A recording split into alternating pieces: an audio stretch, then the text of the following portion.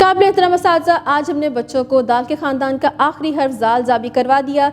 हमने इस हर्फ की उनको अच्छे से पहचान करवा दी। मुख्तलिफ सरगर्मियों के ज़रिए बच्चों ने इस सबक को अच्छे से याद कर लिया, ज़हन नशीन कर लिया और उनको लिखना भी सीख लिया। दोहराई के लिए ज़रूरी है कि जमात में आप बुलंद आवाज़ में 3 से 2 दफ़ा इस हर्फ की अदायगी ज़रूर करवाइए। लिखने से पहले सैंड पेपर पे बच्चों को लिखना सिखाइए, हवा में लिखना सिखाइए, रेत में लिखना सिखाइए।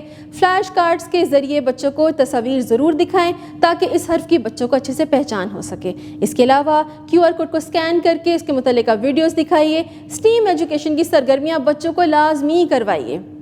मुसम्मतों का अच्छा सा सबक दें, दोहराई करवाइए। अब मैं आपको बताऊंगी कि स्टीम एजुकेशन की वो सरगर्मियाँ कौन कौन सी हैं। साइंसदान में बच्चों को रेत के चंद ज़रात पानी में डलवाइए और तलबा से पूछिए कि क्या ये ज़रात पानी में हल हो गए हैं। जिद्दान में पिछले सफ़े पर QR कोड को स्कैन कीजिए और ज़ाल से शुरू होने वाली बच्चों को वीडियोस दिखाइए और नए नए अल्फाज की पहचान करने में बच्चों की रहनुमाई कीजिए।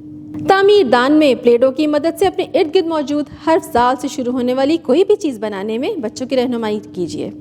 रंगदान में ऊपर दिए गए ज़ख़ीरा के खाके में रंग भरवाइए। रियाजी दान में इस सबक में हर्फ ज़ाल से शुरू होने वाली चीज़ों की गिनती करवाइए। इस तरह बच्चों को गिनती भी आ जाएगी और नए नए अल्फाजों की पहचान भी हो जाएगी।